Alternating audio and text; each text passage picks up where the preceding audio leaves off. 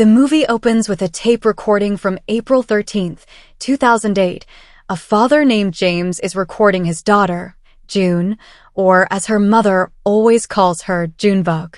While they're spending time together, June's mom, Grace Allen, enters the room and takes the camera. As she's recording them, the father's nose suddenly begins to bleed, right when the video is stopped. The scene then shifts to someone trimming the video, cutting it before it gets to the nose bleeding part, saving it on their desktop with the name, Last Family Trip, and putting it in a folder for June. From the screen, we could assume that James, the father, died because of brain tumors. The unknown person then deletes the Google account, and we can hear goodbye messages from all the contacts. The person is trying to find a new place to live and is moving to Los Angeles. The screen cuts to a crime scene with police and reporters present, which turns out to be a series from Netflix. It is the year 2022, and June is now 18 years old. She is bombarded with constant text messages from her friends who are asking for money to buy something. At the same time, her mother calls, and June tells her mother that she doesn't have to use Siri for literally everything. A little background on Grace. After James passed away, she took care of June by herself, and she recently met her new boyfriend, Kevin Lin.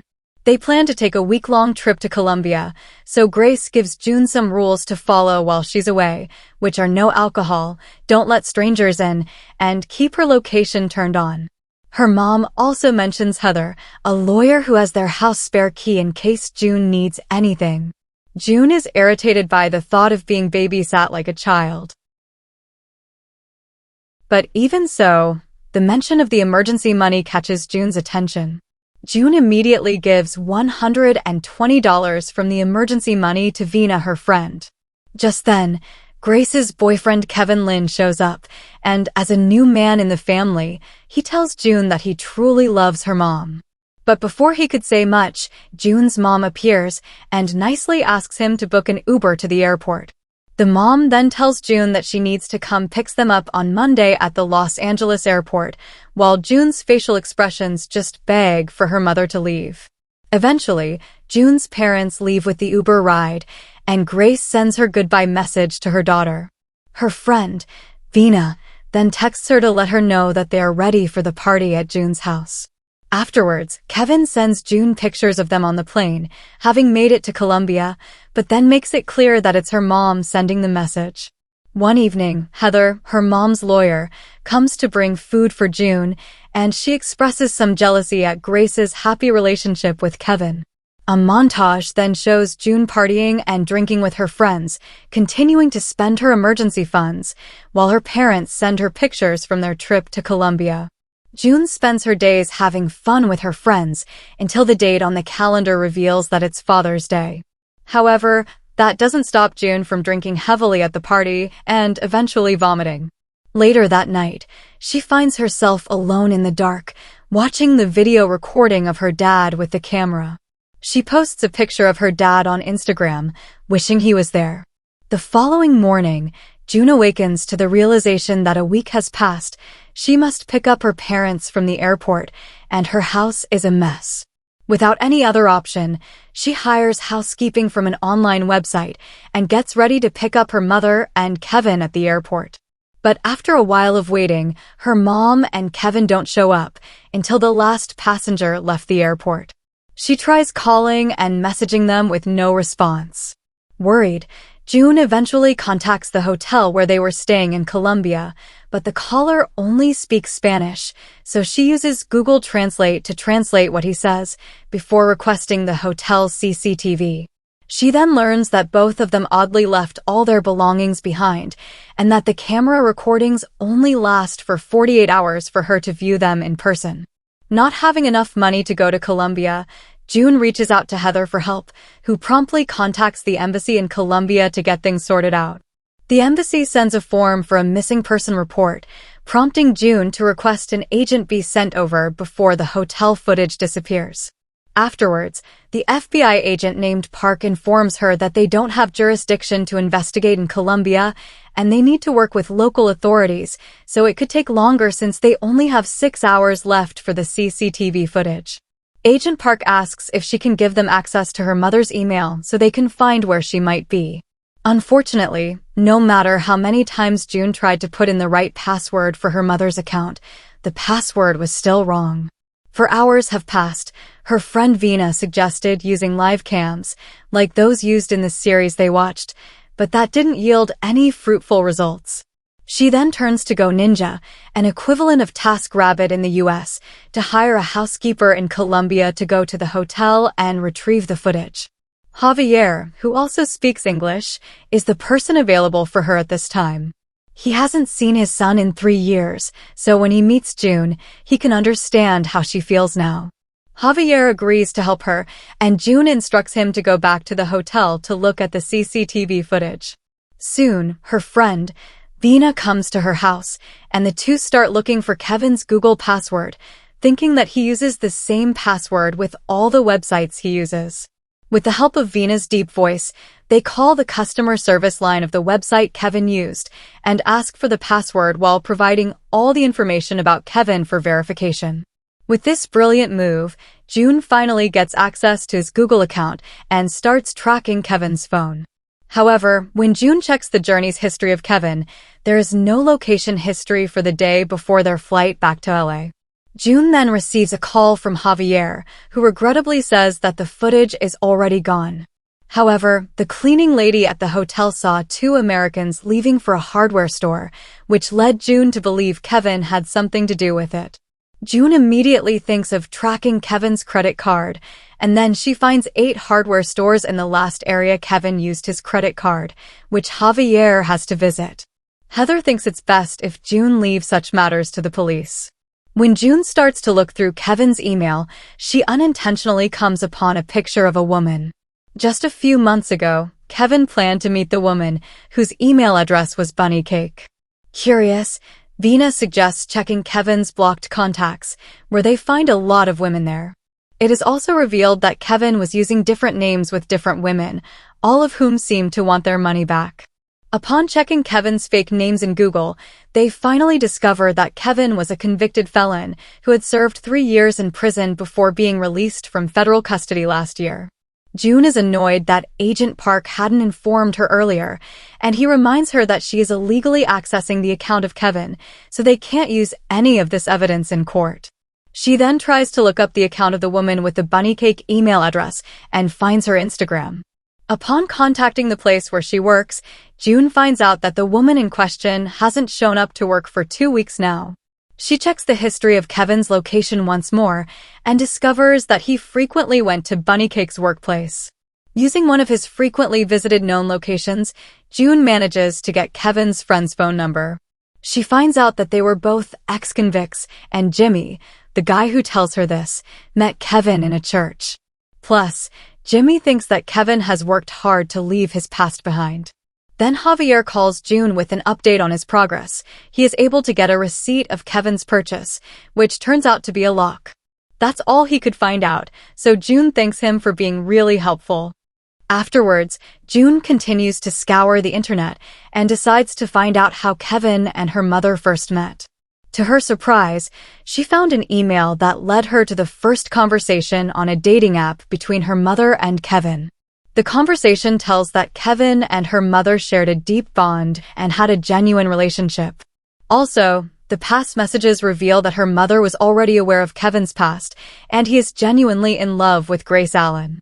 But there's something else that's really important other than finding her mother, which is knowing her past. June then uses the information from her mom's profile and gets the idea to look for a romantic tourist location closest to the lock shop and finds a tourist location called the Walled City Lovelock Bridge. Now that everything makes sense, she asks Javier to locate the lock bearing their initials, and it was true that Kevin Lynn and Grace's names were padlocked. She then uses the live camera to locate Kevin and her mother and checks the previous footage. As she watches the live footage, she sees Kevin pull out an engagement ring and propose to her mother. At the same time, June suddenly receives a recording from Agent Park, which shows a video of the kidnapping of Kevin and his mother after the romantic proposal. Agent Park also finds a transfer of money from Grace's account to an encrypted third-party account. After watching this, June becomes devastated by the loss of her mother without even getting the chance to say goodbye. She then decides to go through the messages Kevin had sent again. This time, she notices that one of the pictures of her mother was a live photo, and she senses something is off when she can't see her mother's face in any of the pictures. Upon clicking the live picture, she realizes that the woman in the picture was not her mother at all. It turns out that the person who was in Colombia with Kevin was none other than Bunny Cake. Afterwards, the FBI held a press conference. According to the FBI, Grace Allen is still in Los Angeles. It is revealed that Grace had been a victim in Kevin's scheme, and the FBI finds Bunny Cake's real name is Rachel Page. It is believed that Kevin had hired a lookalike woman to impersonate June's mother, who had been kidnapped en route to the Los Angeles airport beforehand. Even the Uber driver is believed to have been hired by Kevin, since Uber has no record of the trip. Elsewhere in Colombia, the FBI finds a group of students who explain that Kevin paid them to do the kidnapping act we saw earlier. Rachel Page is arrested later, but she claims that she was only paid as a call artist by Kevin to dress and walk like Grace Allen, and Kevin had told her that it was all part of a reality TV show. Agent Park then suddenly asks June if her mom has ever gone by any other names, to which June insists that her mom only used the name Grace Allen. It is then revealed on the news that Grace Allen is just one of the aliases of the mystery woman, whose real identity is locked behind a court-ordered seal. This means that Grace Allen is not the mother's real name. Heather, who is June's mother's lawyer, agrees with June when June says that the mother never told them about this. The FBI confesses that Allen is not a suspect at the moment. However, many people in the community wonder if Grace was Kevin's partner, so that she could disappear and start a new life somewhere. The internet goes crazy over this revelation, as it becomes the main news online. June is tremendously stressed about this and did not accept what the community said. She decides to look into Kevin's internet history and discovers an encrypted messaging application called Guys. June tries to log in, and to her surprise, she finds Kevin's chat with someone from about 10 hours ago. She pretends to be Kevin to find out the user's identity. After obtaining the user's phone number, June runs it through Kevin's laptop and discovers that it belongs to Heather's office. June decides to go to Heather's office while wearing a smartwatch and recording everything that happens. Inside Heather's office, she looks at the computer and sees that files are being deleted, meaning someone had just been there. She also finds a photo with a note that threatens death if Heather says anything. Just then, June found Heather's necklace scattered on the floor. She goes into the office storage room, only to find that Heather has been killed. Later on, Agent Park thinks that Heather knew something that Kevin didn't want them to know. But the weird thing is that Kevin is still in Colombia, so who the hell did this? From a video that was sent to June, the FBI managed to find Kevin's hiding place, and when Kevin tried to escape, the police shot him dead. Seemingly at a dead end, June begins hearing her mom's old voicemails that she never listened to. Here she suddenly remembers her childhood call, Junebug. And so, she tries to log in with another possible password, and luckily, the word Junebug enables her to access her mother's Gmail account. She immediately checks her mom's last location and finds that the location data was lost near the Los Angeles airport, and June also discovers one blocked email that says, "She deserves to know." June proceeds to search for the person who sent the text in Kevin's email, and this leads her to discover security cameras that Kevin bought for the blocked email user. She logs into the CCTV with Kevin's email and a new password, and it turns out that the CCTV cameras are installed at an abandoned house. To June's surprise, the house turns out to be her old vacation home, and she even recognizes some of the interior spaces. Soon after, she receives a call from Jimmy, Kevin's friend from the church, saying that he has some information about Grace. June is scared when Jimmy suddenly arrives in front of her house. Knowing that June is scared because Jimmy was an ex-convict, the man removes his head covering, only to reveal himself as her father, James. June can't believe that the man she thought had died 12 years ago is standing right in front of her. The father immediately explains that his mother was not Grace Allen, but Sarah. He says that he and Grace used to fight a lot, and that one day, Grace took June away from him after putting him in jail for 12 years on false charges. James keeps mentioning that Grace wants to keep June away from him, and he admits that he met Kevin in prison. Here June realizes that James had everything planned out before Kevin met Grace. She believes that her dad wants to take her back and that her father is lying about her mom. The scared June tries to answer Vina's incoming call for help, but her father kidnaps her and puts her in the boot of his car. Later, a playback video from 2008 shows June playing with her dad. But as it turns out, when June moves to another room, James shows that he was emotionally unstable by scolding at her mother for no reason. Plus, Grace, or Sarah by her real name, found a lot of drugs hidden in the attic of their old house. Aside from his drug use, the scene reveals that James was a domestic abuser who endangered all of them. A very heated argument takes place over the phone between Sarah and James, and after Sarah reports James to the police, he threatens that he will find Grace. Afterwards, to keep June safe, Sarah goes through a procedure of terminating all her previous accounts, dissociating from all family members, and changing her identity to Grace Allen, which was suggested by her lawyer Heather.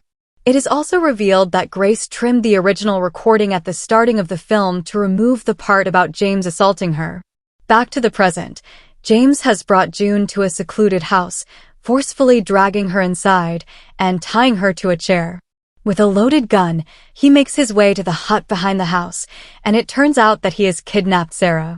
He says he wanted to kill Sarah for separating him from June for 12 years, but luckily, Sarah manages to knock James in the face and locks him in the shed. James begins shooting at the lock to break it open. Meanwhile, Grace manages to find June tied up to a chair. According to Sarah, James killed Heather in order to hide everything about their past. Unfortunately, before they can make their escape, James catches them off guard from behind and locks them from outside. He then goes outside with a shovel and starts digging a grave for Sarah. While panicking, June notices a camera in the room and calls out for anyone that may be watching the stream, and that's when she remembers her smartwatch. She manages to use her smartwatch to contact Javier. She asks him to find her Instagram and the house number on the photo she posted of her dad and call the police. But all of a sudden, the line drops.